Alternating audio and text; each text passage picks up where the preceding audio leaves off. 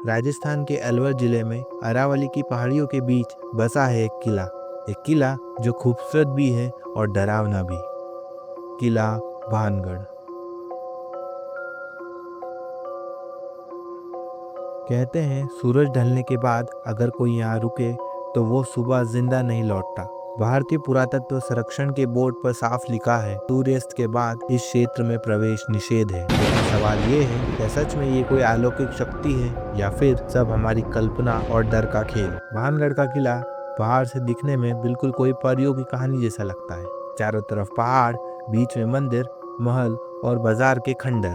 किले में 5 बड़े दरवाजे हैं, लाहौरी, अजबगढ़, गोलपोल, दिल्ली गेट और मुख्य द्वार। कभी यहाँ सैकड़ों परिवार रहते थे, व्यापार होता था, संगीत गूंजता था, पर अब बस पत्थरों की खामोशी है, ऐसी खामोशी जो दिल में उतर जाती है। इतिहास कहता है कि भानगढ़ की स्थापना 16वीं सदी के राजा मधु सिंह वन ने की थी, जो आमेर के राजा मान सिंह के छोटे भाई थे।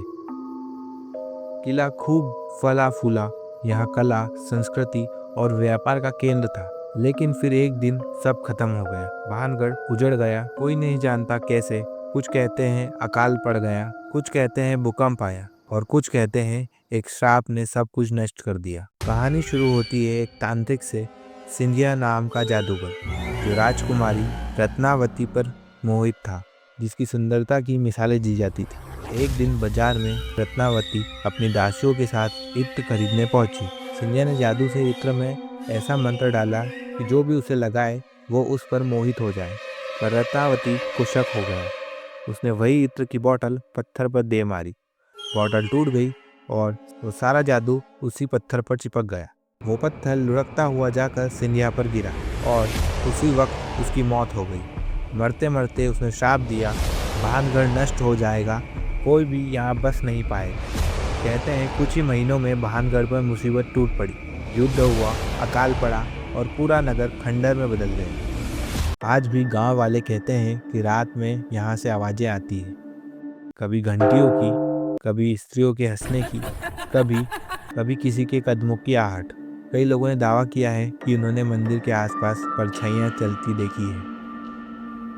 कुछ ने कहा अचानक तापमान गिर जाता है, मोबाइल सिग्नल गायब हो जाते हैं। पर जब वैज्ञानिकों ने यहाँ उपकरण लगाए तो उन्हें बस हवा की गूंज और इको मिली, कोई अलौकिक गतिविधि नहीं। सरकार ने यहाँ शाम के बाद प्रवेश पर रोक इसलिए लगाई क्योंकि यह क्षेत्र जंगल से घिरा है। यहाँ बाघ और जंगली जानवर रात में सक्रिय रहते हैं। भानगढ़ के चारों ओर अंधेरा और गहरी घटाएं हैं, दुर्घटना का खतरा रहता है। यानी कानूनी डर असली है, लेकिन भूतिया डर अब भी बहस का विषय है।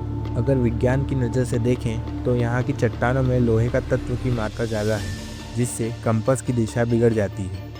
लोगों को लगता है कि यहाँ अदृश्य शक्ति है। पुराने मंदिरों की गुफाओं से निकलने वाली हवा की फ्रिक्वेंसी इतनी कम होती है कि हमारे कान उसे फुसफुसाहट समझ लेते हैं। रात की ठंड, कम ऑक्सीजन और सन्नाटा हमारे दिमाग में डर का भ्रम पैदा करता है। यानी भूत नहीं, हमारा ब्रेन भ्रम पैदा करता है हमारे लिए। 2012 में कई पैरानॉर्मल रिसर्च टीम्स यहाँ आई। उन्होंने EMF मीटर, नाइट कैमरा और तापमान सेंसर लगाए। कुछ जगह अचानक तापमान घटा, कुछ मीटर बीप हुए, पर किसी को कोई ठोस सबूत नहीं मिला। डर की वजह से दिल की धड़कन तेज हो जाती है और उसी की वजह से हमारी मशीन में एक्टिविटी दिखती है। यानी डर असली है पर कारण मनोवैज्ञानिक। आज भानगढ़ सिर्फ किला नहीं, एक ब्रांड बन चुका है।